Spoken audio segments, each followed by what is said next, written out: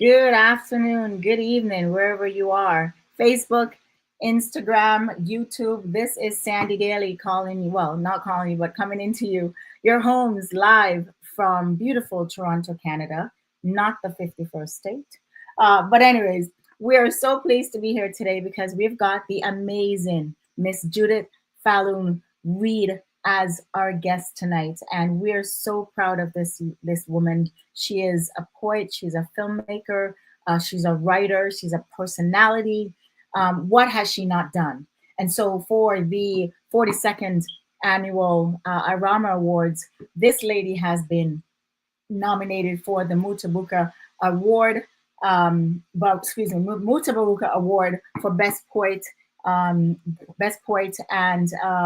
spoken word, and she is just amazing. So we're just so happy to have her today. And of course, the award show will be held Sunday, March 30th, 2025, at the Coral Springs Center for the Arts, Coral Springs, Florida. Get your tickets right now. You can go to www.thecentercs.com and, of course, IRAWMA.com. You can also vote because this is a voting process.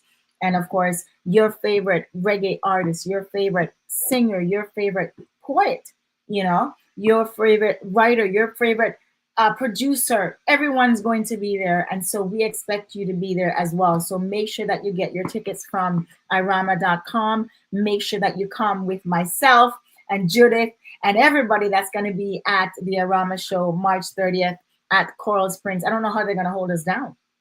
I really don't. So, but before we actually jump into the interview with Judith, we do have a piece from her that I'd love to play because I want you to understand how powerful this lady is. So here is a piece from Judith Falloon Reid.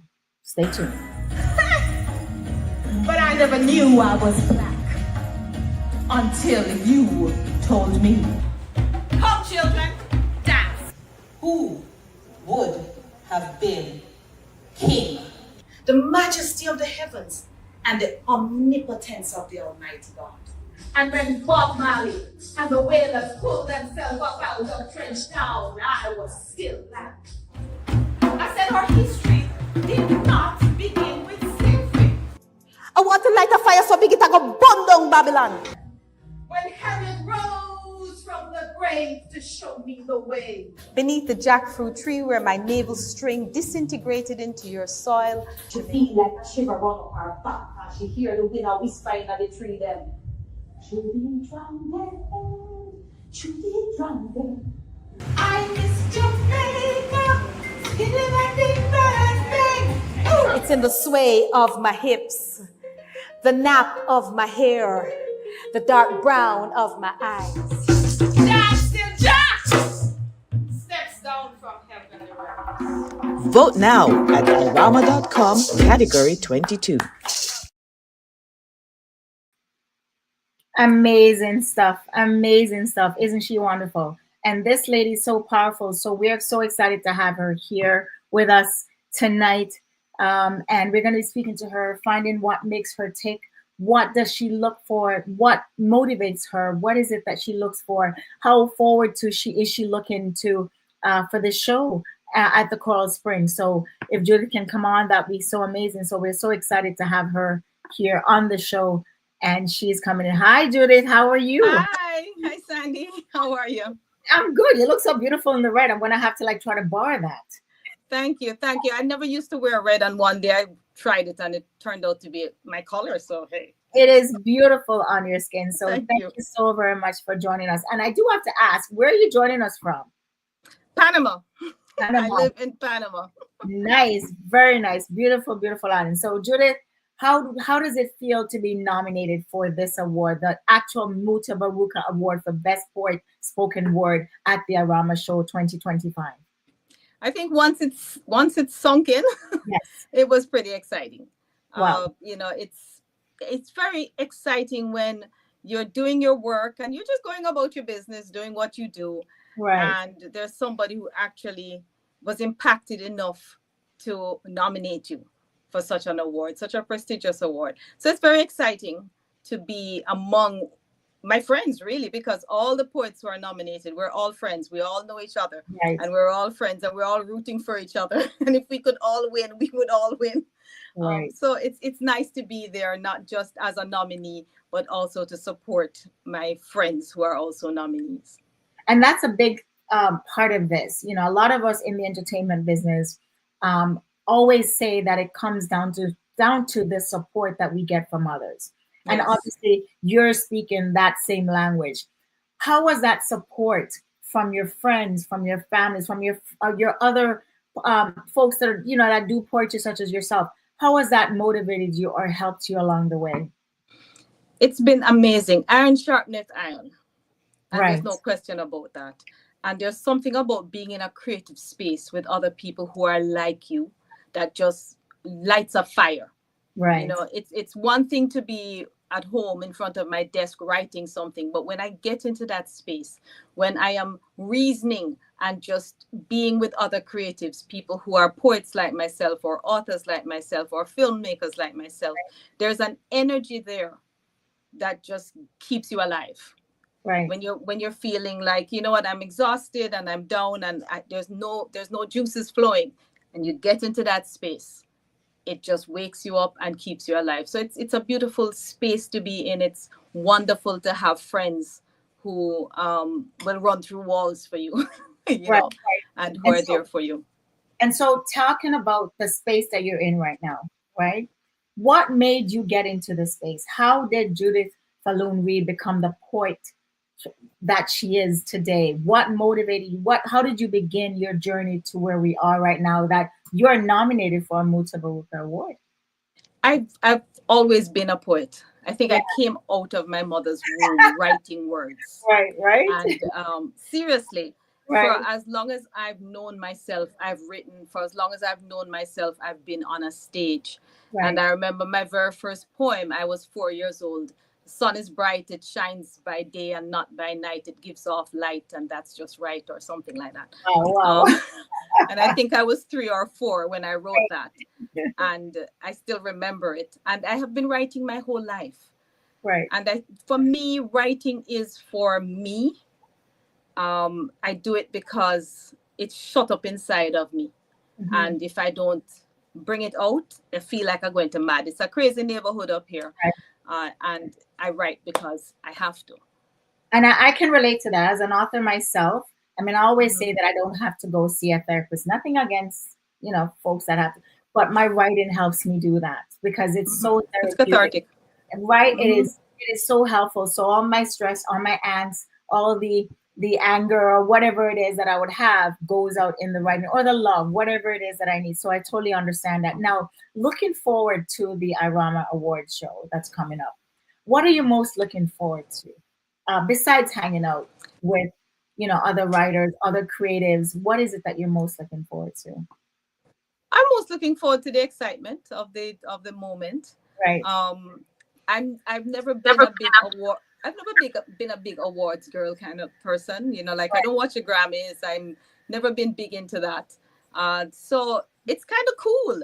Right. Because this is a new experience for me. I've been on stage my whole life, but this whole going to the award show as a nominee has never happened before. So I'm looking forward to just the excitement. I'm looking forward to hanging out with Marcia and Amaziah and, you know, all the other poets, and for us to just, because some of them I haven't seen in a while. Right. And it will be nice just to have those folks together. So I think that's really what I'm looking forward to more than anything else, is the camaraderie and just the excitement of being at this show in this capacity. Because I was also a media personality. So I was used to going to things as media. Right. And being there as a nominee is a whole new experience. So I'm looking forward to that new experience. And that new experience will definitely go a long way with you, because you have had a lot of stuff that you have culminated and put into your words. Now, what is your favorite poem that you have ever written? Oh my Lord, there is no such thing. There is no such thing. And there's no such thing because I write everything. I mostly write, people know me for militant poetry. Okay. A lot of my poetry is social commentary. Like Little Black Girl is the one that is what I call Fruit of the Month right now. You know, the video has done extremely well on YouTube, and everywhere I perform, people ask, please be sure you do Little Black Girl. 365 Black is another poem that's extremely close to my heart, because it came out of the whole experience of Black History Month and me being very annoyed that you have 12 months of the year, you give us the shortest one. You know, and it ends in a couple days, right? It ends in 2 days, and you know, you give us the shortest one and then lamps us and tell us that you give us that one because of this president birthday and because of Frederick Douglass. It's a lamps, right? It's not real. Something doesn't sound right. Yeah, it does sound right. And so I 365 Black is very close to my heart because it was written out of annoyance. And I had to tell people, no, hold on. This whole thing where we're celebrating 28 days or 29 days out of the year have to stop. We're Black every day of the year. And then I have poems like love poem. Oh, okay. You know, I'm not known for writing love poems, and my love poems are a little different from most people's love poems. So may I ask you why? Why is that it's a little bit different? It's a little bit different because I'm not very mushy. So okay. You know, it's not the I look into your eyes and I see stars and sparkles kind of love poems. It's love poems about things that are around us every day. It's love poems about my country. It's love poems about things that other people would not consider to be a love poem. If I can just read the very first part of this, it's called love poems. Why don't you write love poems? That's what they ask me. I do write love poems, I reply. Poems about sunrises that herald a new day, ripe East Indian mangoes, and brightly colored roosters waking me at dawn. I write poems of praise, tributes to the power of the ocean, the majesty of the heavens, and the omnipotence of the Almighty God. See, for me, that's a love poem. Okay. And that's enough. That's what we need. Yeah. You know, because I like when writers write from their own experiences, not made up stuff. And so therefore you bring in your translation, your reasoning to what it is that you consider to be a love poem. So we totally respect and understand that. Now, in regard, you said another poem, Little Black Girl. Tell me what that one's all about, please. So Little Black Girl, growing up in Jamaica, I wasn't conscious of being Black. Right. I grew up in the 60s and 70s and 80s. We're still growing. So I wasn't conscious of being Black. I mean, I know I was Black, but I wasn't conscious of it. Right. Yes, we had classism, we had the shade thing going on, you know, the fair skin, the browning versus the darker shades and stuff. But this consciousness that you're a Black person was not really there. And then when Marcia Griffiths did Young, Gifted, and Black, which is the cover of the Nina Simone song, and we never know the Nina Simone version, right? We only knew Marcia's version. When she did that, I saw myself. Good. Young, Gifted, and Black. But it still was not like an anthem. And then I moved to the States and moved my children to the States. And all of a sudden, I was a little Black girl. Right, because you could see it then. It was prevalent. You were in front of it. Right. All of a sudden, I was a little Black girl. Little Black girl that said your head too nappy, your nose too wide. Little Black girls don't have the same luck. Little Black girls must work harder to succeed. But I never knew I was Black until you told me. So, you know, it took somebody else identifying me as being Black for me to really understand that in somebody else's country, not the one I grew up in, being Black was a thing. Right. It was actually a thing. And so that's what that's about. You know, I only knew that I was a person, flesh and bone, blood and marrow, thoughts in mind, love in heart. See, skin had no color until you told me. And so that's what that poem is about. It's an empowerment poem. It's about all us as women, Black women, and overcoming and taking all these negative things that were said about us. We had tough and we had, you know, bad. We are bad here. And I always wonder what happens to bad here. Does it go to prison?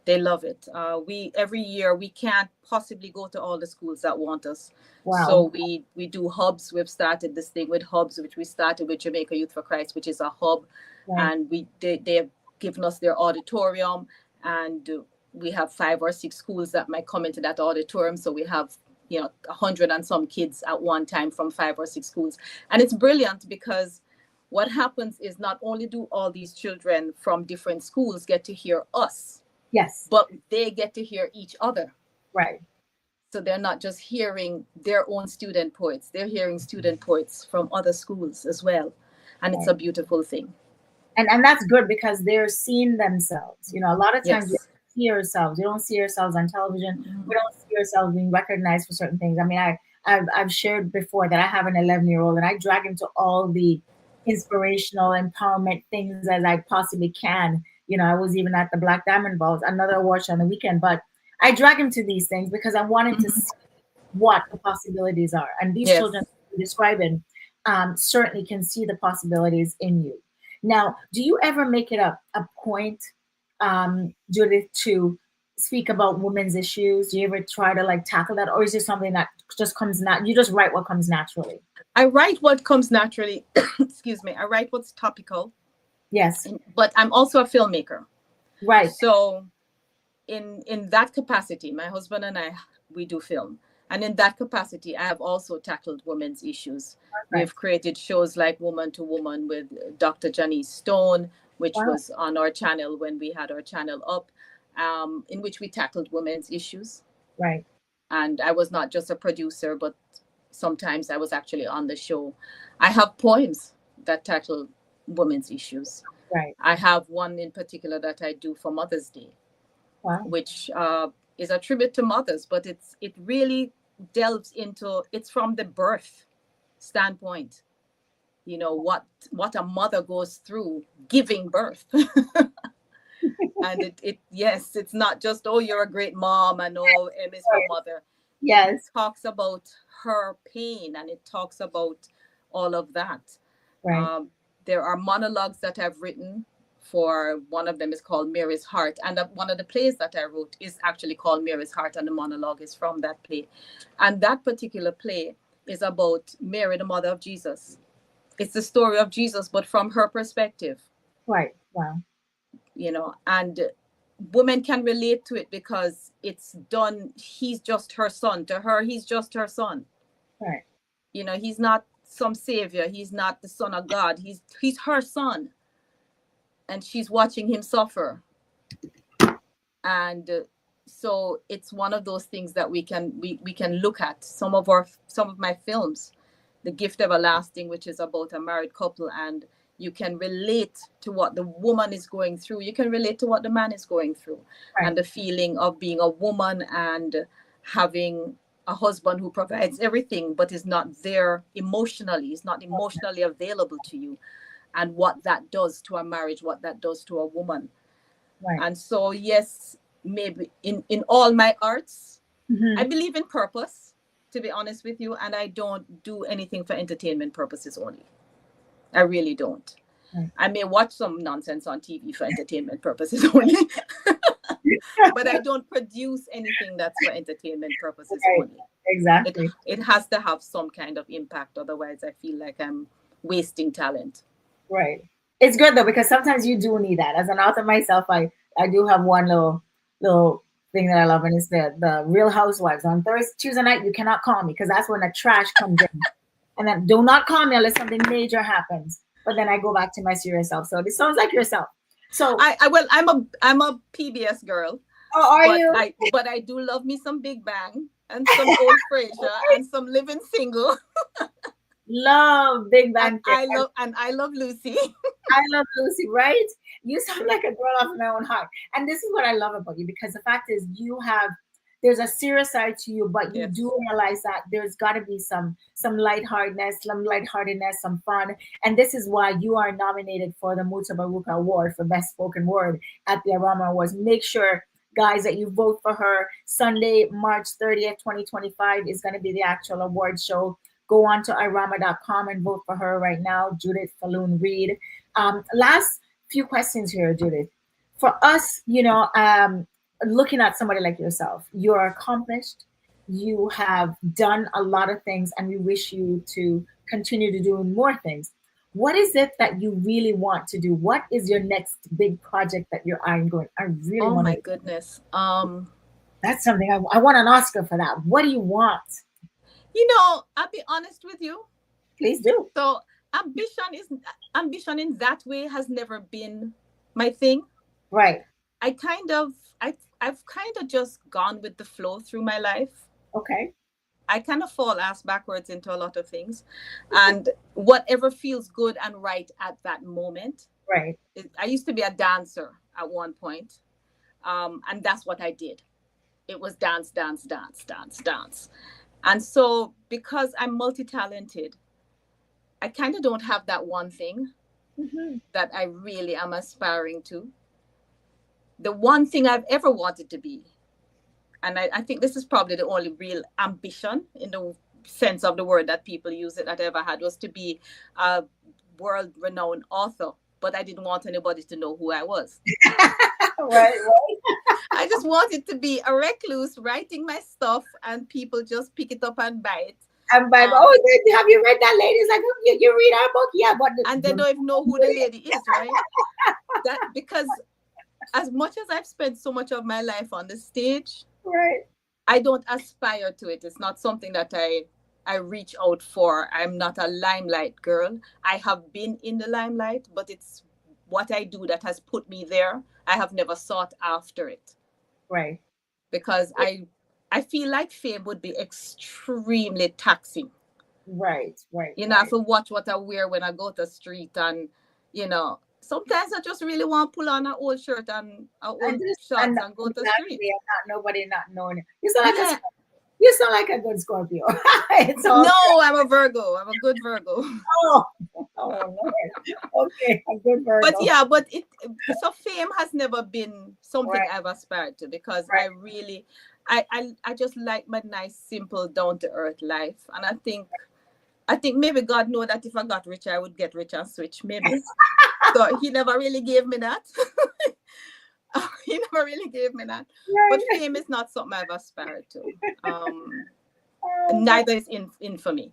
But it's the one thing that I've wanted to be is a well-known author. But I realized early in the game that as a Black author, yes, you have to play that game. You have to be everywhere. Your face has to be out there. I don't know what half of the other race authors look like.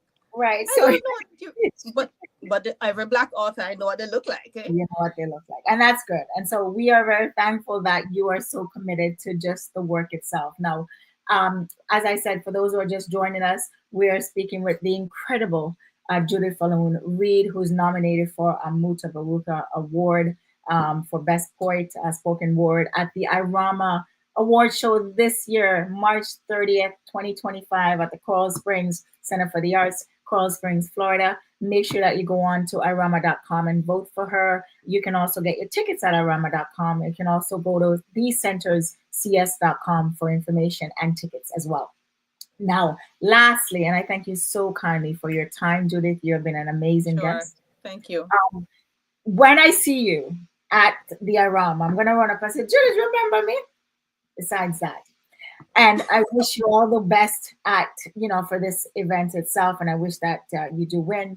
Now, what is it that you'd like the audience to know, the folks who are watching on YouTube, on Instagram, on, on Facebook? What is it that you'd like to leave them with? What words of encouragement would you like to leave them with in this time that we're in, 2025, when the world seems to be spiraling around us? What is it you yourself would like to say, perhaps in poetry, if you have anything written? Actually, for that, I'm just going to say this, that the world has been here before. Right. And the world survived. And it survived because people resisted. It survived because we did not stay quiet. And we, not meaning me, but it survived because people did not stay quiet, right? So I think in this time, we have to remember that as bad as it is, as bad as it's going to get, because you ain't seen nothing but the smoke. No fire, no burn yet. Right? As bad as it's going to get, you can survive. Right. And it's important to protect your mental health while you are struggling, while you are resisting, while you are surviving. It is very important. And that it's important not to be ashamed of the struggle. Not to be ashamed of the struggle. People went through the Great Depression. People have gone through world wars. People have survived. We can survive this. We can survive this.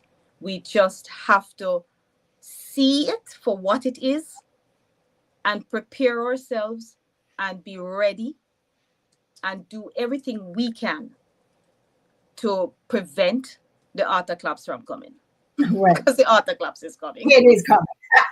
And for those words, thank you so very much.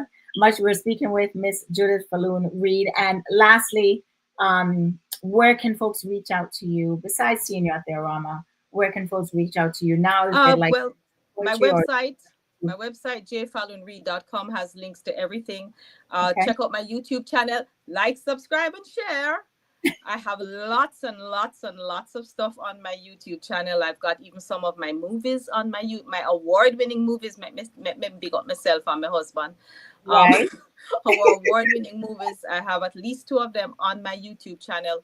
There's a lot of stuff on my YouTube channel. My music videos, a lot of my performances, several things. Some of the TV shows I've done are on my YouTube channel. So check it out. Barefoot Island Girl JA or Judith Falloon Reid. If you just, you know what, my name is so unique that if you just Google me, everything pops up. You popped up right. Yeah, it's Falloon spelled like balloon, but with an F.